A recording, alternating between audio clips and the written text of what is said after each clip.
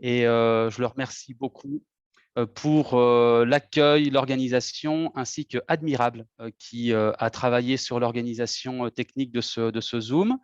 Je remercie également le Moulin Digital et CEDI avec Marie Massiani, voilà, qui est présente également et qui nous a fait le plaisir de répondre présent pour nous donner une vision complémentaire du télétravail et de comment en fait on peut organiser le télétravail quand on est une entreprise aujourd'hui en 2021. J'en dis pas plus, vous découvrirez tout ça tout à l'heure lors du webinaire. Donc, pour démarrer et puis lancer nos échanges, on a préparé avec Nicolas Masson, qui est mon associé dans un cabinet de conseil qui s'appelle Sistorga et qui s'excuse de ne pas être là. Il devait être parmi nous aujourd'hui. Il a préparé ce webinaire avec moi et malheureusement, un empêchement familial lui a pas permis d'être avec nous ce soir.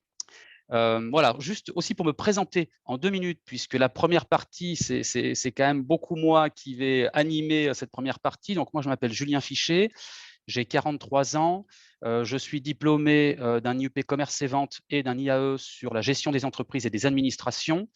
J'ai commencé à travailler relativement jeune sur le terrain en rencontrant beaucoup de clients dans des entreprises, mais aussi dans les fonctions publiques.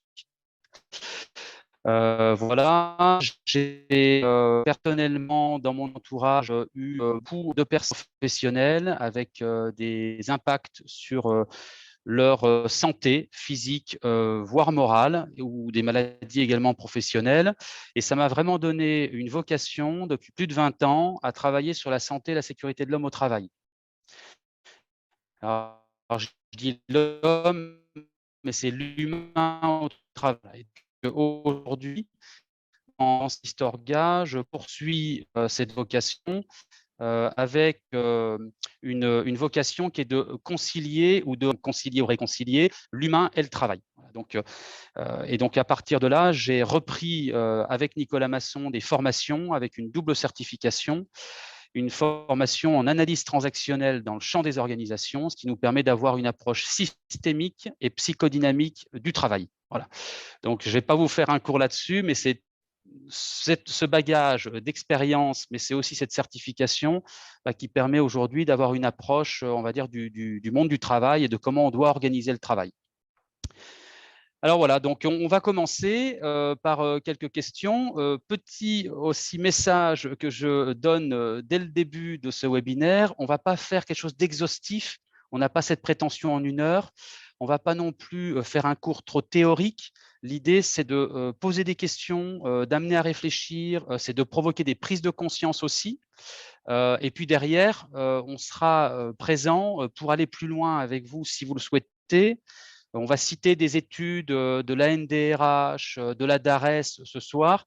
Forcément, il y a beaucoup d'éléments, on ne peut pas tout présenter ce soir. Donc, l'idée, c'est de voir si vous souhaitez derrière continuer les échanges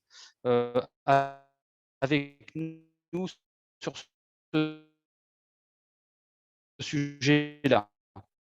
Quand même, ce bol exhaustif. Alors, on va commencer par vous poser justement des questions et puis vous demander votre avis. Alors, je ne sais pas si Admirable, tu peux lancer le premier sondage, s'il te plaît, auquel vous allez pouvoir répondre. Voilà, donc vous devez avoir un sondage qui vient d'arriver et donc tout le monde peut répondre à ces questions-là. Donc la première question, qui est ou a été une fois dans sa vie manager au travail? La deuxième question, pensez-vous que vous avez une action possible sur l'engagement de vos équipes? Et la troisième question, pensez-vous que vous pouvez motiver des personnes? Alors, le sondage est complètement anonyme, donc faites-vous plaisir et puis surtout, soyez voilà, tranquille avec vos réponses. Il n'y a pas de bonne ou de mauvaise réponse.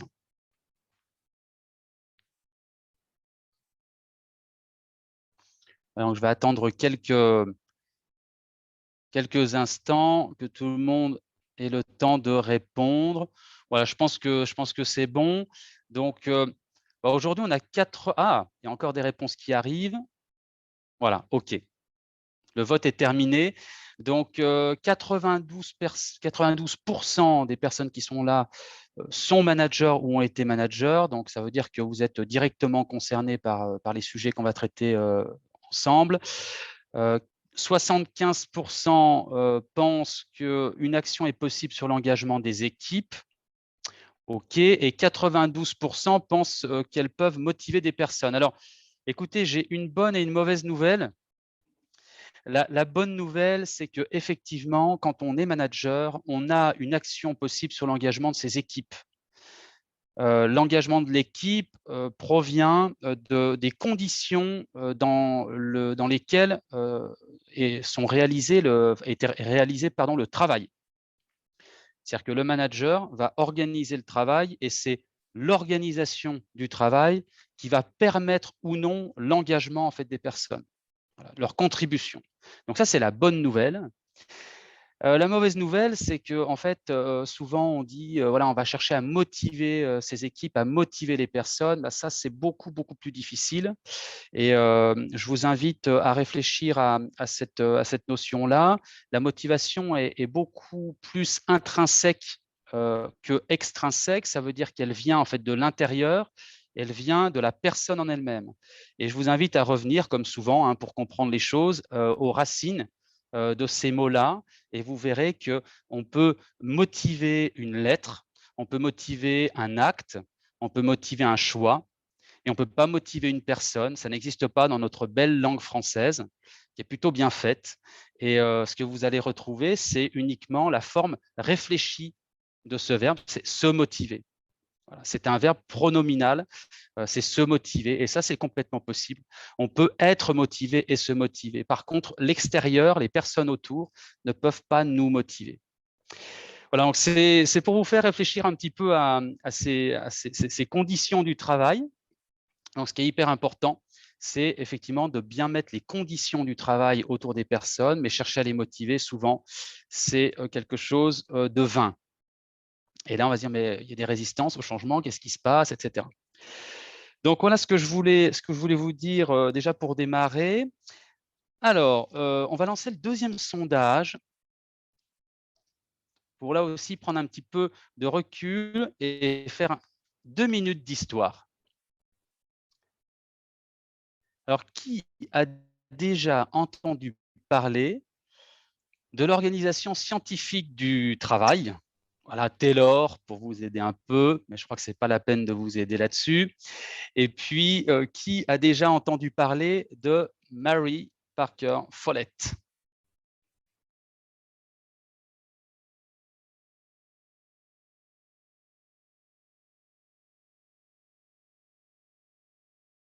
Alors, pareil, il reste une personne. OK. Donc, bon, sans grande surprise, hein, je m'y attendais un peu. On a 91% des personnes, donc une très grande majorité, qui ont déjà entendu parler de l'OST et de Taylor. Et puis, on a très, très peu de personnes qui ont entendu parler de Mary Parker Follett. Je soupçonne que la personne, ce soit Rémi Barge de Cap Formation Conseil. Je ne sais pas. Peut-être qu'il nous le dira tout à l'heure. Voilà, mais pour avoir déjà… ah non, donc il me dit qu'il n'a pas accès au sondage, donc ce n'est pas lui. Alors, pourquoi cette question? Tout simplement pour être un peu sérieux, parce qu'aujourd'hui, on a encore dans les manières de penser le travail un héritage qui date d'à peu près il y a un siècle avec les travaux de Taylor qui, aux États-Unis, a travaillé sur l'organisation scientifique du travail. Pourquoi? Parce qu'à cette époque-là, Taylor part du principe que faire travailler les personnes ensemble donne un résultat désastreux. Voilà, donc vous pouvez relire ce que Taylor a écrit, mais pour lui, faire travailler les gens en groupe donne un résultat désastreux. Il faut remettre dans le contexte de l'époque, les gens viennent de la campagne travailler dans des usines, ne savent pas lire, ne savent pas écrire, etc. C'est très compliqué de faire travailler les gens ensemble. Ils n'ont jamais eu de patron, il n'y a jamais eu de hiérarchie, donc ils ne peuvent pas travailler de la manière dont on veut les faire travailler. Et donc la solution qui est trouvée, en fait, c'est de séparer toutes les tâches et les activités pour que les gens ne soient pas dépendants les uns des autres. Et donc, on met en place l'OST. À la même époque et au même endroit, Mary Parker Follett, aux États-Unis, il y a également un siècle, elle pense que le conflit entre les personnes est très productif et que quand on fait coopérer les gens, quand on les fait travailler ensemble, il en ressort une énergie collective, une intelligence collective et beaucoup de créativité. Voilà. Donc, on va lancer maintenant, je vous ai un peu éclairé là-dessus, le troisième sondage auquel vous allez pouvoir répondre.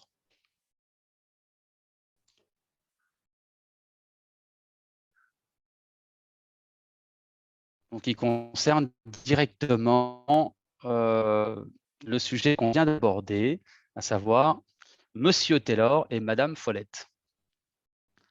Le sondage a un petit peu de... Voilà, il arrive. Donc, la question est la suivante. Qui a gagné la guerre idéologique il y a un siècle aux États-Unis? Est-ce que c'est plutôt Taylor avec une organisation scientifique du travail ou est-ce que c'est plutôt Mary Parker Follett avec une idée de provoquer des échanges, organiser des échanges au travail entre les personnes? Alors déjà, pas mal de personnes ont voté et tout le monde est d'accord quasiment pour dire que effectivement Taylor a gagné cette guerre idéologique. Et donc, par rapport à ça, je vais vous faire rapidement un apport sur cette guerre idéologique, qu'est-ce qu'elle amène chez nous encore aujourd'hui, en France, en 2021. Donc là, on revient en France et aujourd'hui en 2021. Elle apporte des paradigmes organisationnels. Alors, un paradigme, c'est quoi? C'est un ensemble de manières de penser, c'est un ensemble de manières d'agir qui est très conditionné, donc beaucoup d'habitudes, et qui s'impose en fait à tout le reste. Et donc aujourd'hui, je vais vous parler de 3 grands paradigmes qui sont encore très présents dans les organisations en France. Donc moi, par exemple, quand j'interviens pour des clients, je constate toujours que ces 3 paradigmes sont présents. Le premier paradigme que je vais prendre, c'est le paradigme ambre. Le paradigme ambre et la métaphore, c'est l'armée. Donc vous voyez bien l'armée, hein, avec une pyramide hiérarchique, avec beaucoup de strates en termes de hiérarchie, et puis un poste de commandement tout en haut, et toutes les décisions sont prises de manière très centralisée. Un autre paradigme qui est encore très présent, c'est le paradigme mécaniste, le paradigme orange selon Frédéric Laloux, voilà, qui a fait des travaux sur ces sujets-là aussi. Et là, l'image, c'est la machine. Donc là, on est basé sur une vision très mécaniste. L'humain n'est pas beaucoup pris en compte et on met la pression, on régule, on a des indicateurs de performance, on a des objectifs et donc on a développé le management par objectif, beaucoup dans ce paradigme-là. Et l'humain n'est pas beaucoup pris en compte. Et il y a de ça à peu près une vingtaine d'années, 20 ou 30 ans, le paradigme pluraliste a été développé. Là, l'image, c'est la famille. Donc, on est passé un peu de l'armée à la machine à la famille. La famille, pourquoi? Parce que là, l'humain est plus pris en compte. Pourquoi est-ce que l'humain a été plus pris en compte? Premièrement, parce qu'il y a un développement global de la société qui fait que les personnes au travail veulent être reconnues et veulent qu'on leur demande leur avis et exister au travail. Donc, il y a une perte de sens qui, autrement, s'impose si on ne prend pas en compte l'humain. Et la deuxième raison, qui est tout aussi importante, voire plus, c'est que d'un point de vue économique, les entreprises et même les fonctions publiques, tous les services, doivent aujourd'hui produire des biens et des services qui sont beaucoup plus sophistiqués. On n'a plus beaucoup de produits sans avoir du service qui est accolé au produit. Et donc, cette sophistication des produits et des services fait que l'on est obligé de mettre en place des groupes de personnes qui travaillent ensemble pour produire ces dits biens et services. Donc, on n'a plus le choix aujourd'hui pour faire ce qu'on a à faire en termes d'activité.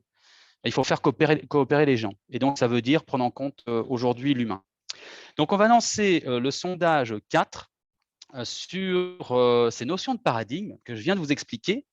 Et on aimerait savoir, d'après vous, dans vos propres organisations, vous êtes tous dans des organisations, quelles qu'elles soient, est-ce que vous pensez que votre organisation, elle est plutôt ambre, plutôt orange, verte, un mélange de tout ça, voilà, ou vous ne savez pas trop? Parce que peut-être que vous n'êtes pas trop posé ces questions-là. Alors, ça m'étonnerait que vous n'ayez pas une idée. sur la question.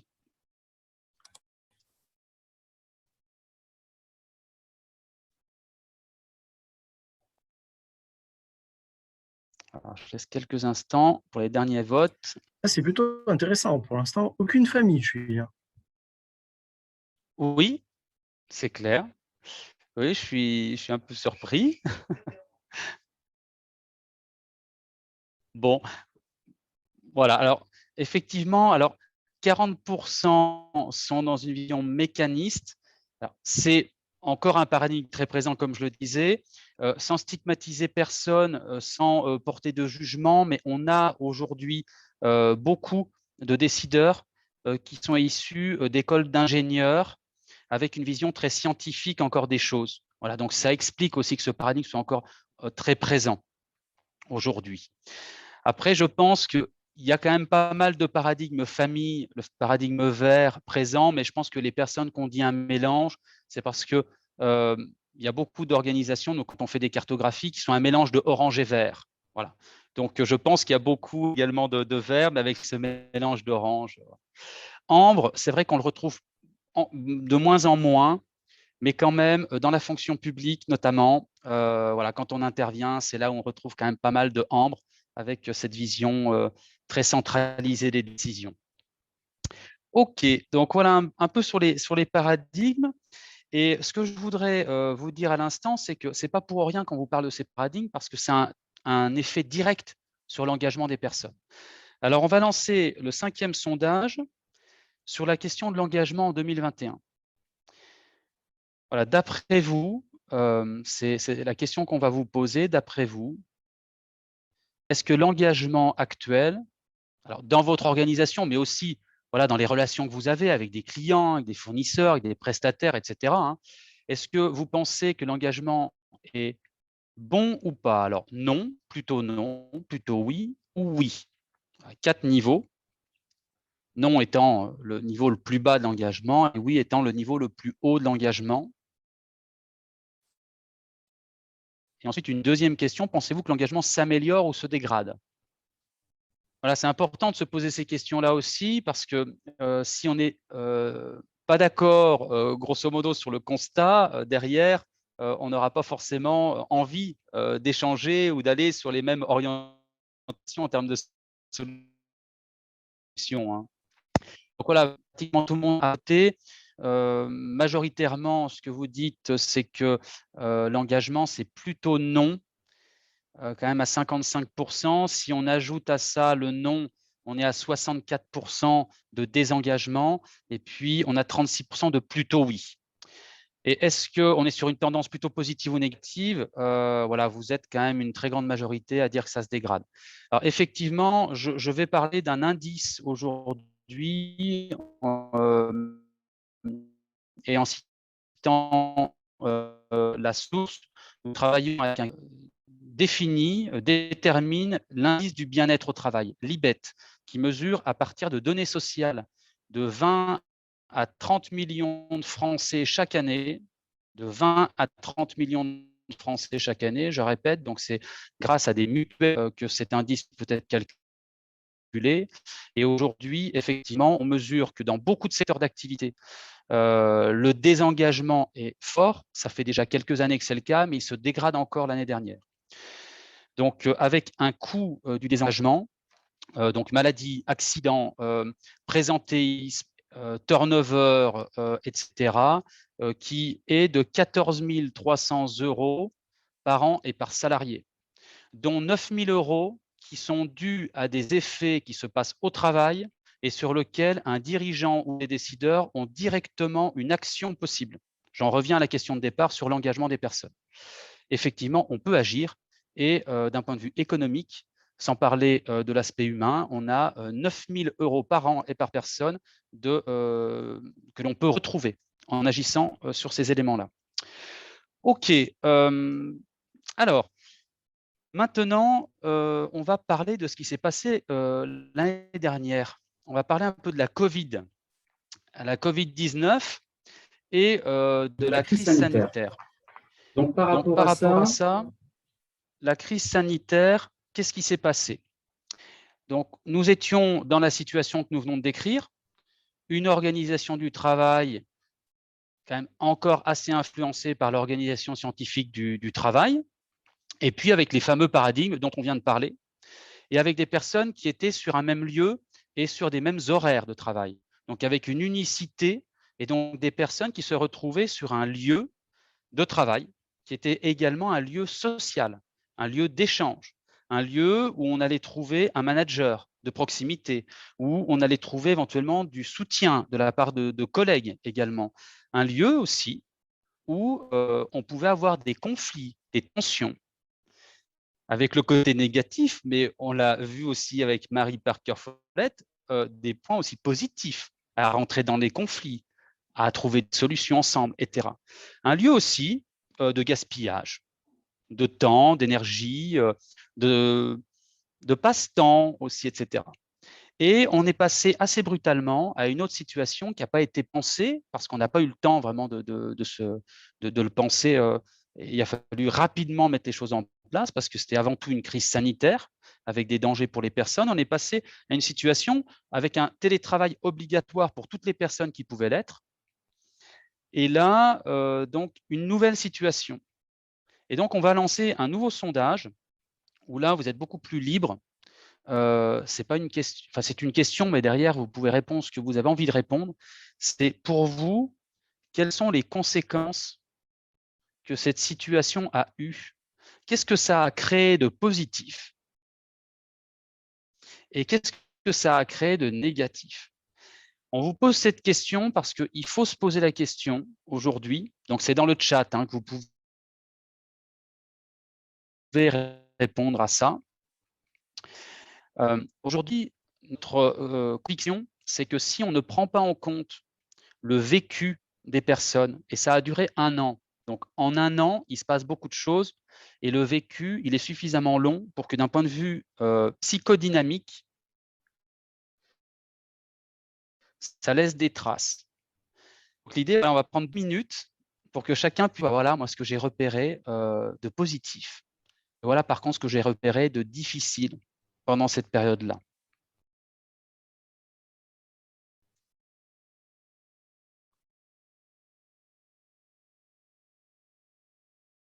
Alors, je vous laisse quelques instants pour répondre.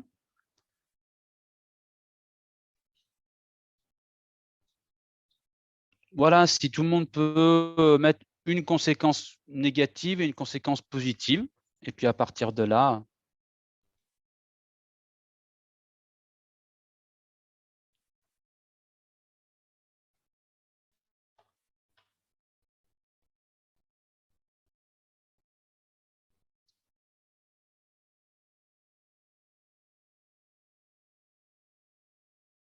OK.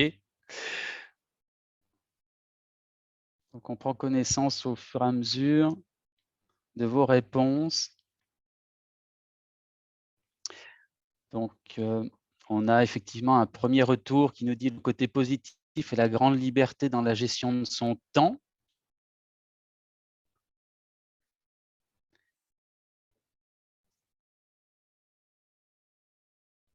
Là, effectivement, des personnes qui nous disent que ça s'est imposé, le télétravail, avec de l'urgence. Donc ça a certainement été une période, en tout cas un peu difficile, avec des aléas et puis une obligation de s'adapter au fil de l'eau. Et puis quelqu'un qui dit: «En fait, c'est plutôt sympa parce que, une direction qui a pris conscience qu'on pouvait, être en télétravail et travailler tout simplement». Donc c'est pas du repos. Distanciation sociale par contre en négatif, et une hâte de se retrouver. OK. Et puis un problème d'autonomie. Voilà, autonomie, manque de cohésion des équipes. Alors ça, on y reviendra effectivement.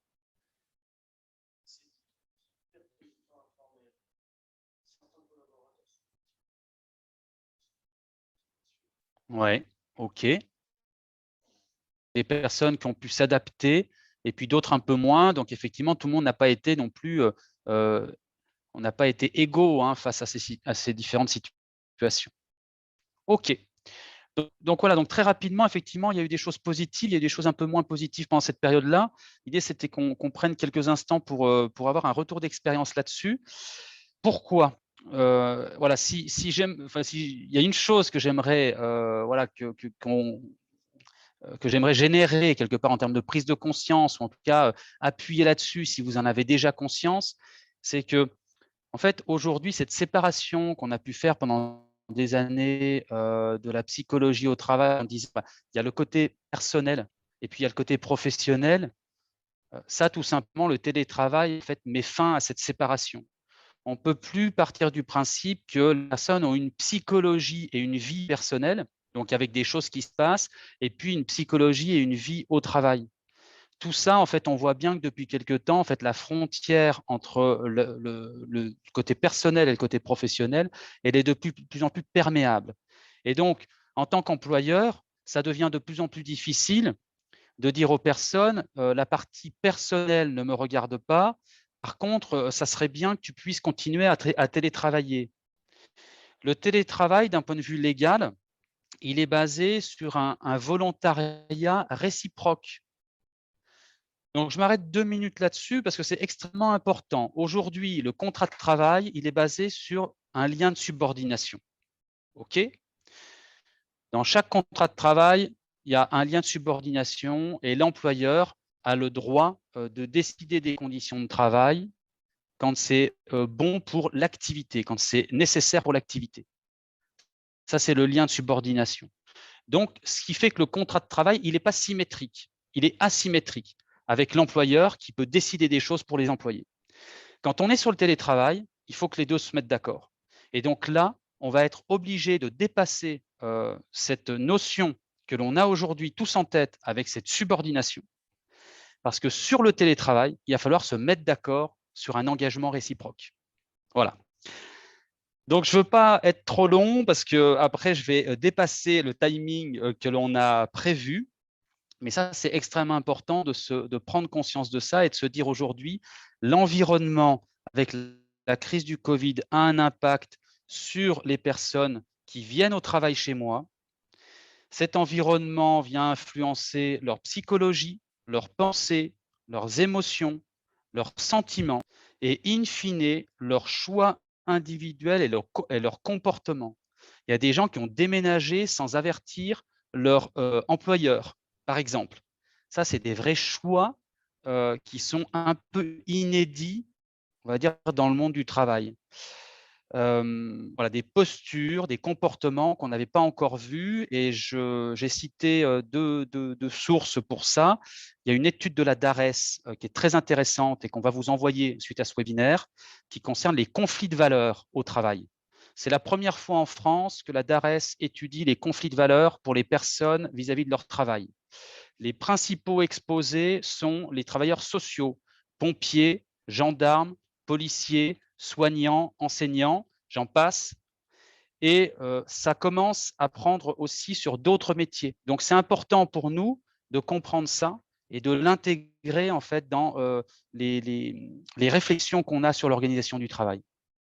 C'est aujourd'hui le rôle de l'employeur, c'est d'anticiper ces changements sociétaux pour tout simplement que vos organisations fonctionnent bien dans les mois, dans les semaines, dans les mois qui viennent. Voilà, donc on va lancer maintenant un dernier sondage sur la fin du télétravail généralisé, puisque voilà, le 9 juin, le gouvernement a mis fin au télétravail généralisé obligatoire. C'est-à-dire que vous vous souvenez, le gouvernement a dit tout ce qu'on peut faire en télétravail maintenant, c'est obligatoire de le faire. Et depuis le 9 juin, ce n'est plus obligatoire. Et donc là, il y a des négociations, des réflexions maintenant qui vont se passer au niveau de l'entreprise. Donc, est-ce que pour vous, c'est un risque de détérioration du climat social ou est-ce que pour vous, c'est une opportunité d'un nouvel engagement réciproque?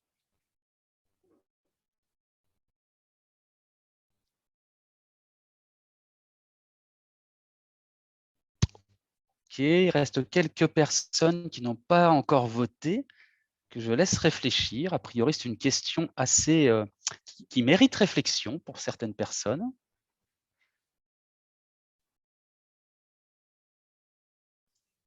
OK. Alors, c'est très intéressant de voir que les réponses à cette question sont partagées, ce qui veut dire que c'est une question clivante.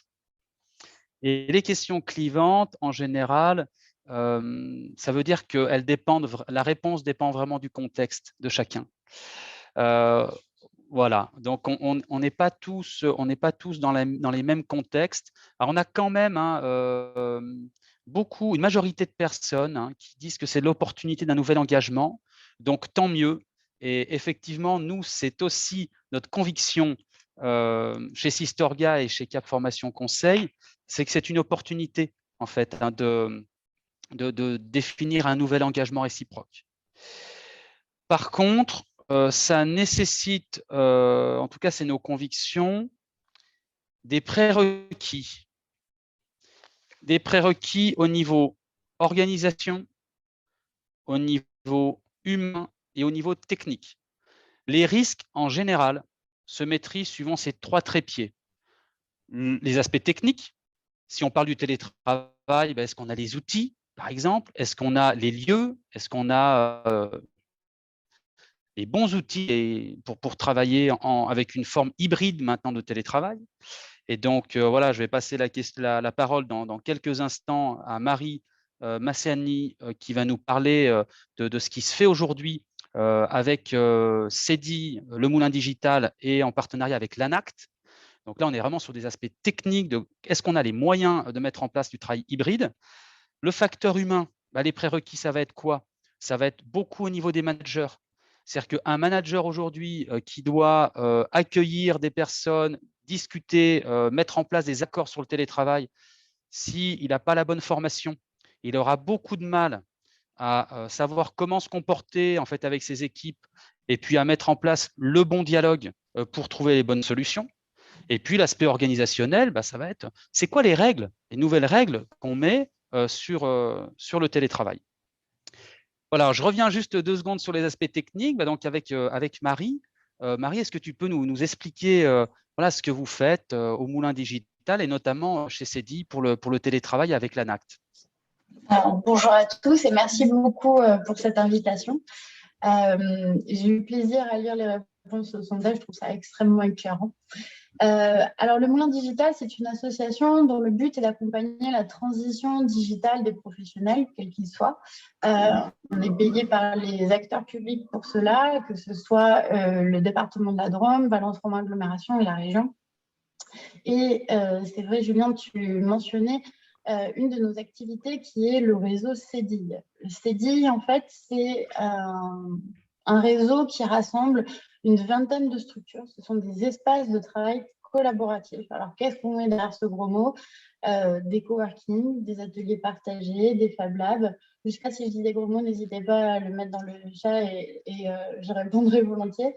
En fait, ce sont des lieux où des professionnels qui ont chacun une activité propre viennent partager les lieux du travail. Alors effectivement, ils viennent y chercher un confort professionnel adapté, dédié à l'activité professionnelle, mais ce n'est ni le lieu de l'entreprise, ni le lieu du domicile. On est dans ce qu'on appelle les espaces intermédiaires. Et ce qu'ils viennent y trouver, en général, effectivement, c'est un confort professionnel, c'est de la proximité par rapport au domicile, c'est le fait de scinder l'espace pro de la maison, parce que tout ne se confond pas. C'est aussi le fait de trouver une sociabilité professionnelle, puisque en général, on y vient pour une raison précise au tout début. Je ne vous l'ai pas dit, mais le Moulin Digital est aussi un espace de coworking.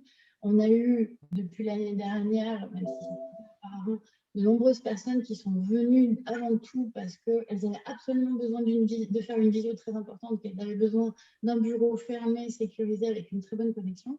Et finalement, elles y reviennent parce qu'elles y ont trouvé quelque chose en plus. Et ce quelque chose en plus, c'est la collaboration. C'est pour ça que j'étais intéressée au tout début sur cette fameuse dualité entre Taylor et Follet, le fait qu'on sépare bien les activités et les personnes et que finalement, peut-être par le frottement, il peut se passer d'autres choses. Mais bon, j'y reviendrai peut-être après. Donc, ce réseau-là, ce réseau de CEDI, il promeut le coworking et le télétravail depuis de très nombreuses années. Le public naturel de ces espaces était le public des indépendants, puisque par définition, eux, le télétravail à domicile, c'est quelque chose qu'ils pratiquaient fortement depuis de très nombreuses années. On peut dire que maintenant, on a quand même vraiment un champ d'expérience, un recul qui est quand même assez important par rapport à cette pratique du télétravail, à la fois sur son aspect organisationnel, mais aussi les éléments plus humains qui l'entourent, évidemment en termes de management. Et donc, petit à petit, ce qu'on peut dire, c'est que depuis quelques années, on a commencé à voir arriver d'autres profils que celui des indépendants, qui est celui des salariés. Et ils viennent pour différentes raisons. Et si vous me permettez, juste pour rendre le propos plus clair, parce que les choses sont beaucoup plus perméables que cela, entre l'avant et l'après confinement et Covid. On a une tendance qui, depuis le confinement, s'est largement accentuée sur le public des salariés. Vous le disiez tout à l'heure, il y a une relation asymétrique dans le travail et c'est vrai que le lieu de l'exercice du travail est déterminé. Ce sont soit les locaux de l'entreprise, soit d'autres lieux, mais qui sont déterminés dans le contrat de travail. Les espaces intermédiaires, en fait, ils permettent une certaine souplesse et perméabilité. À titre d'exemple, les commerciaux sont des grands pratiquants d'espaces intermédiaires. Les cafés, les restaurants, les hôtels, le TGV le matin, clairement, ce sont des lieux où on peut télétravailler de manière massive. Les espaces de travail collaboratif ont séduit les salariés parce que tout simplement, notamment en Île-de-France, vous avez des parcours de déplacement qui sont longs, qui sont coûteux d'un point de vue de l'énergie, de l'attention, qui sont stressants, qui sont coûteux d'un point de vue financier. Et ça, c'est valable aussi dans des milieux plus ruraux comme le département de la Drôme. Et donc, finalement, avoir le bureau plus proche de chez soi, c'est un véritable luxe et quelque chose qui est apprécié à sa juste valeur en termes de qualité de vie. Et c'est devenu un argument dans la relation employeur-employé, malheureusement assez peu souvent dans la durée, mais souvent au tout départ. C'est-à-dire qu'aujourd'hui, la question du télétravail, en tout cas, pardon, je me replace avant crise, c'était un objet de discussion au moment du recrutement ou éventuellement au moment où un salarié pouvait quitter l'entreprise. Et il fallait conserver ce talent. Je vais prendre un exemple, il y a un des coworkers au Moulin Digital qui illustre parfaitement. Son entreprise se situe à Villeurbanne, il est drômois. Ça faisait des années qu'il travaillait dans cette entreprise, il y était très bien. Pour des raisons familiales, il souhaitait revenir chez lui. La question de l'entreprise, c'était laisser partir ou essayer de conserver ce talent-là. Le choix était d'essayer de conserver ce talent-là. Oui, mais ce monsieur habite dans un village qui est charmant, mais qui a une très mauvaise connexion. Oui, mais ce monsieur travaille dans l'informatique, il a absolument besoin d'une très bonne connexion. Donc finalement, la négociation était de dire, ok, très bien, nous, on te paye un abonnement en espace de coworking qui est proche de chez toi. On est certain que tu bénéficies des bonnes conditions de travail qui va assurer ta productivité. D'un autre côté, le salarié, lui, était ravi de pouvoir mettre une distance entre chez lui et le travail. Et ça, c'est quelque chose qu'on voit dans toutes les études qui ont été menées. Les coworkers, en fait, reproduisent la séparation géographique et temporelle entre le travail et le personnel. Donc là, on est sur un élément gagnant-gagnant. L'entreprise a conservé un talent. L'entreprise a, pour aller dans leur intimité, avait des problèmes de locaux, puisqu'en fait, cette entreprise prospère, elle a besoin de postes de travail. Et finalement, que ce salarié s'en aille virtuellement libère la place pour quelqu'un qui peut être intégré. Là, on n'a pas parlé de l'intégration des nouveaux arrivants dans une entreprise, mais c'est vraiment quelque chose qui joue aussi. Et à rebours, pour ce salarié, il a une qualité de vie qui a largement progressé. Il est reconnaissant auprès de l'entreprise d'avoir fait un effort pour essayer de le conserver. Et ils ont, dans le temps, mis en place des règles. Et c'est vrai qu'au départ, ça s'est improvisé. Et petit à petit, par l'expérience, l'aller-retour entre ce qui va pas, les ajustements, etc., ils ont fini par trouver un modus vivendi. voilà, j'espère que je n'ai pas été trop longue, mais c'est vrai que c'est un sujet qui est très, très ample. Et c'est la raison pour laquelle le ministère du Travail et l'Agence nationale pour l'amélioration des conditions de travail nous demandent de faire partie des territoires expérimentateurs pour développer le télétravail des salariés. L'idée, c'est vraiment d'identifier et de lever les freins à cette pratique, parce qu'on constate que c'est plutôt du côté des managers et des entreprises qu'il y a des, voilà, il y a des choses qu'il faut être en capacité de lever des doutes, de lever des interrogations, d'améliorer les services. Et si on fait ça, c'est parce que là, aujourd'hui, vous le disiez tout à l'heure, il y a d'énormes évolutions dans les pratiques, que la réglementation du travail n'y suffit plus et que cette expérimentation, elle vise à alimenter cette évolution réglementaire et on y participe. Donc, ceux qui pourraient être intéressés, vous étiez bienvenus. Oui, voilà, je relance l'appel à l'expérimentation, puisque CDI-Drôme lance une expérimentation et attend à ce que des entreprises se lancent dans cette expérimentation, donc avec l'ANACT. Et donc, merci beaucoup, Marie, pour ces éclairages-là, qui ont mis des choses aussi très concrètes sur ce qui est vécu aujourd'hui par les managers, par les dirigeants, par les salariés eux-mêmes. Et je rejoins complètement cette notion de travail un peu hybride au niveau des lieux, mais aussi au niveau des statuts, où les indépendants et les salariés se retrouvent aussi dans des mêmes lieux maintenant, avec voilà, cette question du salariat, en fait. C'est quoi le salariat aujourd'hui? C'est quoi être salarié aujourd'hui? OK. Du coup, pour qu'on puisse répondre quand même à quelques questions, il nous reste un quart d'heure. Est-ce que vous avez des questions suite à ce qu'on vient de se dire? Et puis, si on peut tenter d'y répondre, ça sera avec un grand plaisir.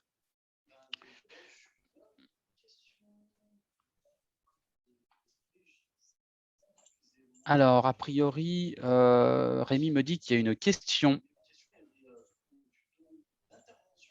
Oui. Donc, de Régis qui nous demandait, et la kakistocratie. Alors, vous m'arrêtez si je me trompe par rapport aux différents paradigmes énoncés. Alors, peut-être que Régis peut prendre la parole éventuellement pour nous poser Oui, cette question. pour expliciter la question que là, pour l'instant, je ne vois pas trop. Je ne sais pas si, Régis, vous pouvez activer votre micro et puis expliciter votre question. Vous m'entendez là? Oui, c'est bon. Ah, ben, en fait, comme j'ai 52 ans, j'ai fait la distribution, la banque d'affaires et Pôle emploi, donc des univers très différents. J'ai quand même D'accord. l'impression que, mine de rien, derrière des vitrines différentes et tout, je lisais, je ne sais plus, sur Xerfi il n'y a pas longtemps, puis ça a mûri de temps en temps. Est-ce que vous ne pensez pas quand même que dans beaucoup d'organisations, il y a un fond de kakistocratie, que c'est un système qui verrouille, mais qui a l'avantage de plus promouvoir la docilité et l'obéissance dans le cadre de la subordination? Alors, il y a un côté un peu provocateur dans ma question, mais il y a le fond qui est sérieux. Moi, j'ai quand même l'impression que, alors sans parler d'entreprise libérée, mais l'intelligence collective, elle est encore loin de elle décolle à peine, si j'ose dire. Alors aujourd'hui, effectivement, on voit un peu de tout. D'accord? Donc, on n'est pas face à un ensemble homogène d'organisations. Ça dépend de la culture, ça dépend du dirigeant, ça dépend des leaders, y compris les managers intermédiaires. Ça dépend de ces différents éléments-là.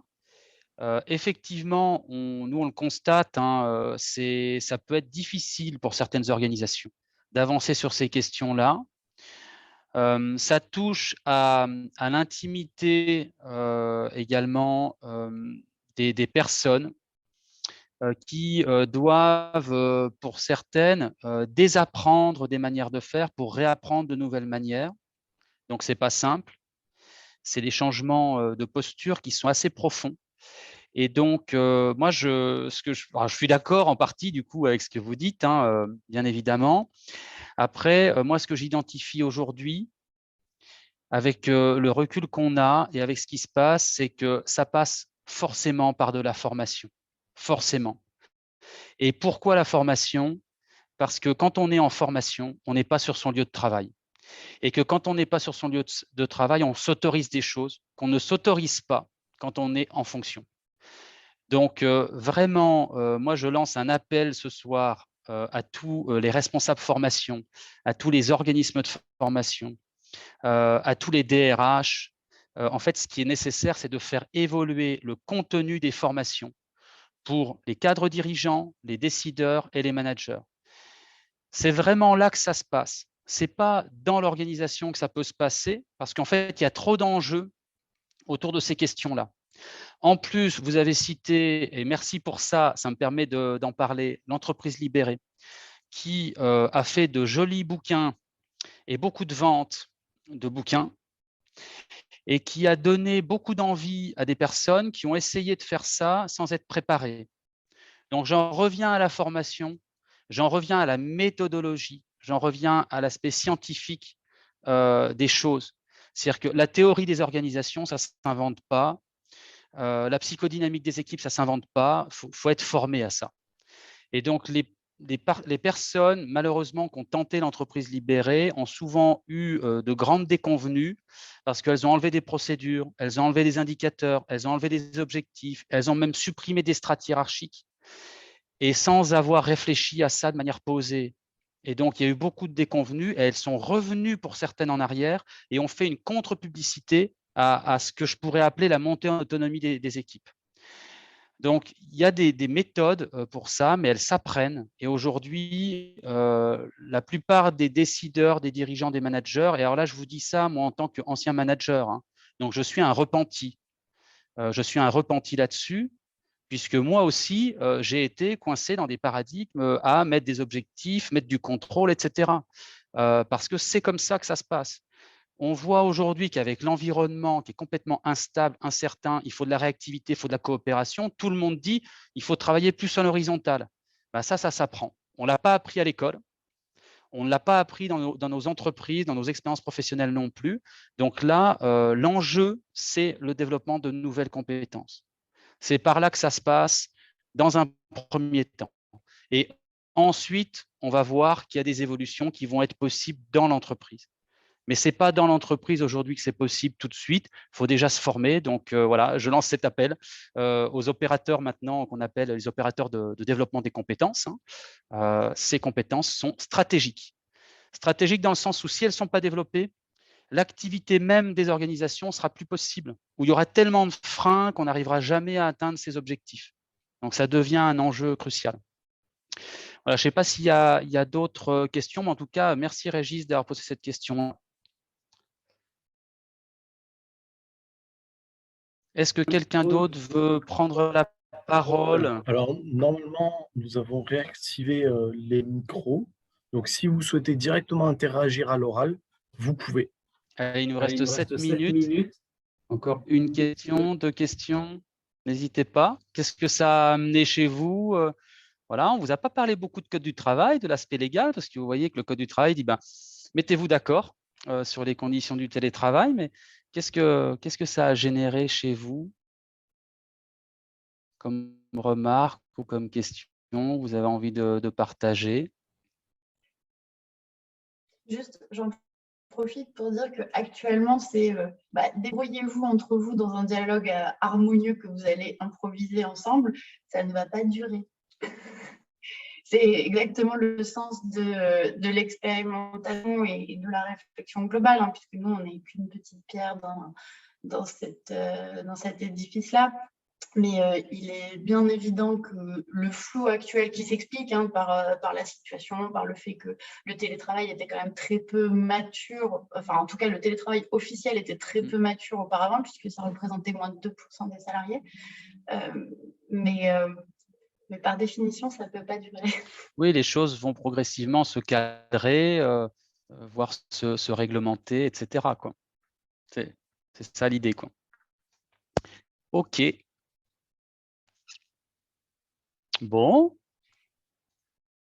Moi, à rebours, je serais curieuse de savoir, de la part des participants, s'ils ont d'ores et déjà commencé à modifier leurs pratiques. Ce n'est pas forcément très ambitieux d'ailleurs, hein, c'est peut-être un petit élément, mais est-ce qu'ils sont capables de rapidement identifier par rapport au 5 juillet 2020 quelque chose qu'ils ont modifié dans leur management, puisque c'est quand même plutôt un profil de... Alors, qu'est-ce que vous avez changé concrètement depuis une année? On vous laisse intervenir ou répondre dans le chat si vous le souhaitez. Que ce soit des changements matériels, méthodes, organisationnelles, excusez-moi, formation, éventuellement aussi, très intéressant de savoir.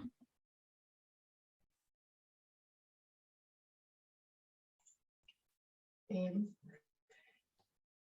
vous avez le droit de sortir l'exemple le plus souvent cité en 2020, le fameux apéro Zoom avec les salariés. Eh oui, bah voilà, il s'est passé ces choses-là effectivement pendant le télétravail généralisé, puisque on a parlé de cohésion. Ah, Régis souhaite intervenir. Allez-y, je vous en prie, Régis, si vous souhaitez intervenir. Moi, je pense que le télétravail, c'est un peu comme une danse. Ça va avec la culture de l'entreprise. Donc, en fait, le télétravail suit on va dire, le psychorigide ou la liberté qui est laissée aux employés. Hein, parce que quand la culture d'entreprise n'est pas libre, c'est pas l'outil qui fait la différence. Parce que je pense qu'on parle trop de progrès technologiques, de digital. Et que quand la culture d'entreprise et le dirigeant n'a pas confiance ou alors fait des process à 80% qui sont là pour contrôler, on a beau dire, je pense que le logiciel qui mange le plus, c'est la coopération. Et malheureusement, ça ne se crée pas technologiquement. Ça, c'est c'est ce qui fait le sel d'un bon dirigeant. Oui, alors exactement. Alors tous ces sujets-là qu'on a abordés, vous avez vu qu'ils prennent naissance il y a bien longtemps hein, dans la culture des entreprises. Et effectivement, c'est lié à cette danse, j'aime bien cette image, entre une organisation, qui est une personne morale, une entreprise, une association, etc., et ses salariés. Voilà. Et donc, il y a à la fois hein, ce qu'on appelle la gouvernance, hein, c'est-à-dire la manière de gouverner, et puis il y a le développement en termes d'autonomie des membres de l'organisation, c'est-à-dire ses salariés. Et ça, tout le monde ne part pas du même endroit par rapport à ça. On a des organisations qui aujourd'hui sont plutôt avancées avec de la gouvernance partagée, avec de l'autonomie qui a été développée depuis voilà, pas mal d'années, etc. Et d'autres moins. Et effectivement, quand on parle de résilience, hein, vous entendez beaucoup parler d'agilité et de résilience. Tout simplement, en fait, la résilience et l'agilité, elle vient de là. C'est-à-dire que si la gouvernance a été préparée à ce type de mise en place de l'autonomie, si les personnes ont été préparées à la recevoir, cette autonomie, on a beaucoup de cas, nous, dans nos interventions, où les dirigeants nous disent « mais moi, je veux donner de l'autonomie », mais ils ne la prennent pas. Ils ne la prennent pas. Et effectivement, il y a des cas où des décisions sont laissées au libre arbitre des personnes sur le terrain qui ne décident pas. Et donc, ça prouve bien qu'il faut à la fois que les décideurs, les dirigeants, les managers soient préparés, mais aussi les personnes. Et donc, ces changements culturels, ils sont profonds, ils sont lents, ça demande de beaucoup échanger et donc d'ouvrir le cerveau droit. C'est le cerveau gauche, hein, on en parle beaucoup, le cerveau gauche, c'est le cerveau analytique, c'est le cerveau scientifique, c'est celui qui rationalise, celui qui mémorise, etc., celui qui sépare les choses pour pouvoir les comprendre, parce que si c'est trop gros, on n'arrive pas à comprendre. Et puis le cerveau droit, lui, c'est le cerveau de l'empathie, de l'humain, de l'émotion, et c'est le cerveau de la créativité, de l'anticipation. Voilà. Et donc, il faut aujourd'hui être cerveau total, donc être sur ces 4 dimensions-là. Il y a 4 dimensions, hein, donc, et ça, vous allez retrouver ça dans des outils, il y a de la littérature, beaucoup, les neurosciences nous apprennent beaucoup autour de ça. Et il faut être cerveau total aujourd'hui. Quelqu'un qui n'est pas cerveau total, il va être trop cerveau gauche très souvent parce qu'on est dans une société qui nous forme à être cerveau gauche. Et donc, toute la partie cerveau droit dont on a besoin pour trouver des solutions en urgence, pour créer de l'intelligence collective, en fait, on n'y est pas. Et puis, donc, il nous manque toute une partie d'aptitude, en fait, d'aptitude. Et donc, c'est là où on doit sortir de notre quotidien, sortir la tête du guidon pour se former, développer ces nouvelles compétences. Oui, Marie, tu veux intervenir? Ben oui, justement, exactement là-dessus, j'ai 2 exemples. Une coopérative d'activité, donc une structure qui permet à plusieurs indépendants de faire du portage salarial, s'est tournée vers nous en nous proposant un partenariat. Ils se sont aperçus que peu importe les qualités personnelles de leurs coopérateurs, ils ont vu dans leur courbe qu'au bout de 2 ans, il y avait une perte de productivité et de chiffre d'affaires de la part de leurs coopérateurs. Donc, toutes ces personnes sont indépendantes, elles ont plutôt à cœur de développer leur métier, leur activité, etc. Et en fait, comme ce sont des gens qui ont tendance, et c'est bien normal, à travailler à domicile, principalement, voire uniquement, en fait, tout ce dont tu parles sur la stimulation, le fait d'être dans le frottement, dans la rencontre avec d'autres professionnels, finalement, c'est mousse. De même, une collectivité territoriale souhaite, notamment pour une de ces directions, les invite fortement à coworker une fois par mois, exactement pour ce dont tu parles, le fait de changer d'air, changer de contexte. Ça donne le stimuli pour se dire, OK, je peux penser un peu différemment, je peux changer mes pratiques. Et comme il y a d'autres professionnels autour de moi, bah, du coup, je vois un peu comment ça se passe ailleurs et je peux potentiellement l'intégrer ou pas, l'adapter par rapport à mes pratiques à moi. Une dernière chose, lorsqu'on dit que ces espaces de travail collaboratif sont des lieux de frottement, c'est aussi très intéressant de voir que on partage pas simplement, on n'est pas simplement consommateur de l'espace, on en est aussi co-responsable. Ce qui veut dire qu'il y a aussi tout un tas de règles non écrites qui se tissent entre des coworkers. Le fait peut-être d'utiliser l'espace d'une certaine façon, les coups de téléphone, etc., la façon dont on invite ou pas à déjeuner.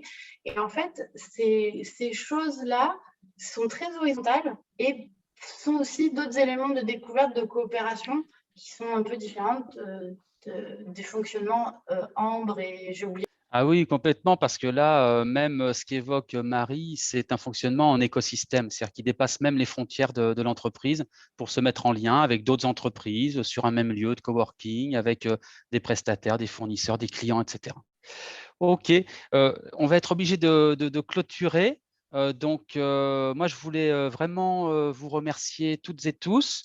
Je vais laisser le mot de la fin à Rémi de Cap Formation Conseil qui a organisé ce webinaire et qui va vous proposer de garder aussi un peu le contact, y compris avec toutes les personnes qui se sont inscrites et qui n'ont pas pu être là en live, mais à qui on pourra envoyer des éléments, des études et puis l'enregistrement, c'est ça, Rémi, du Exactement, webinaire? tout à fait. Tout à fait. Donc, tout ce qu'on a vu ici, vous aurez une sorte, on va la jouer à la formation, une sorte de support qui vous sera envoyé, notamment les études dont vous a parlé Julien, plus en détail, etc.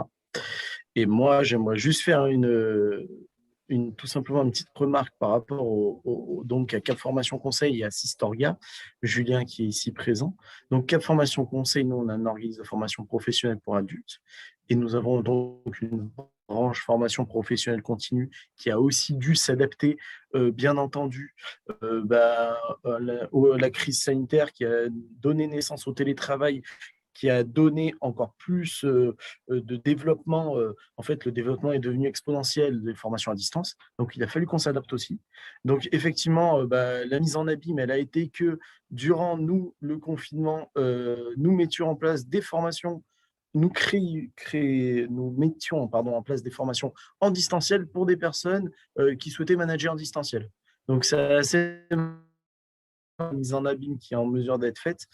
Et pendant ce confinement, nous avons fait la rencontre de Sistorga et donc de la branche conseil de Cap Formation Conseil, puisqu'il s'est avéré que leur solution répond véritablement aux enjeux des organisations pour ce nouveau mode d'organisation du travail, tout simplement.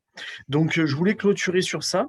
Alors, a priori, Régis aurait une question. On pourrait peut-être finir par cette question-là, quand même. Ouais. Oui, alors On va lui donner la parole. Oui, Régis? Vous m'entendez? Très bien. Allô, vous m'entendez? Très bien. Vous m'entendez là, oui? Très bien, d'accord. Moi, je voulais vous poser, alors c'est une question, c'est pas une astuce, mais comment vous voyez le... Enfin, je ne vais pas parler de prémonition, ça serait prétentieux, mais comment vous voyez l'avenir aller à 10 ans sur l'organisation du travail dans les 10 ans à venir? Comment vous la voyez, vous?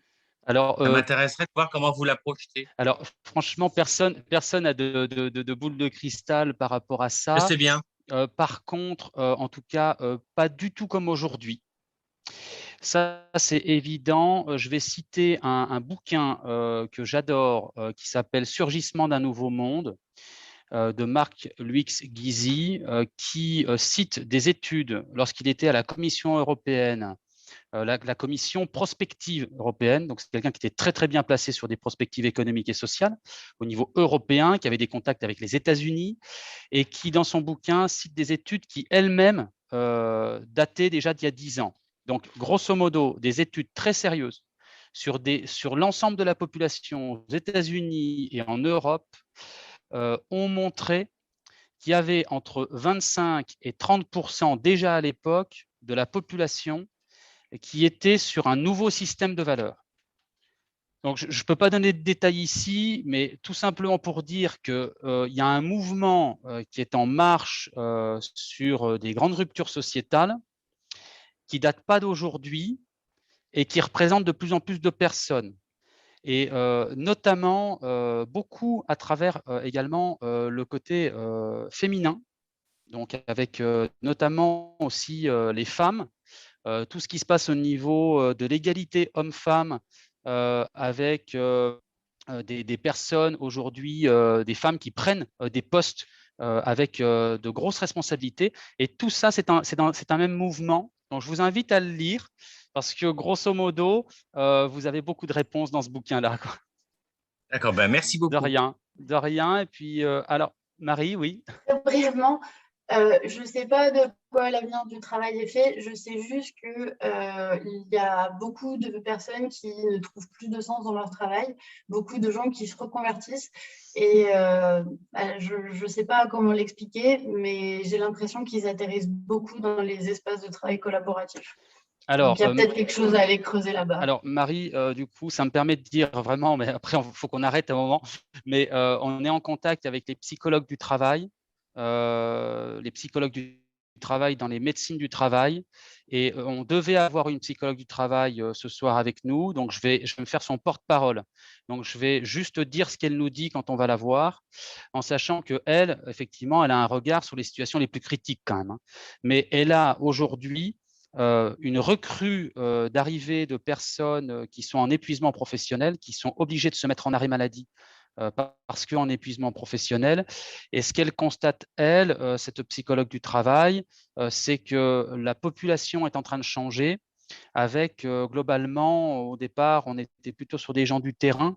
Après, on a été sur des managers qui se sont trouvés confrontés à des situations très compliquées. Ça, je reviens moi à la partie développement des compétences et puis d'outiller les managers, parce que c'est la responsabilité de l'employeur pour moi d'outiller les personnes à faire face aux situations. Et puis petit à petit, on monte dans les échelons, et nous, Sistorga, on a des accompagnements avec des cadres dirigeants qui sont membres de comités de direction, qui effectivement sont en désengagement fort et en perte de sens. Donc effectivement, que ce soit ce que nous on voit pendant nos interventions, que ce soit voilà, ce que Marie constate aussi, ou ce que la psychologue du travail avec qui on travaille rencontre, ça montre ça. Donc voilà, à nous d'en être conscients et puis de nous remettre en question tous, avec humilité, sur qu'est-ce qu'on fait, comment on le fait, etc. Voilà, donc changement en cours, passionnant, auquel on est confronté.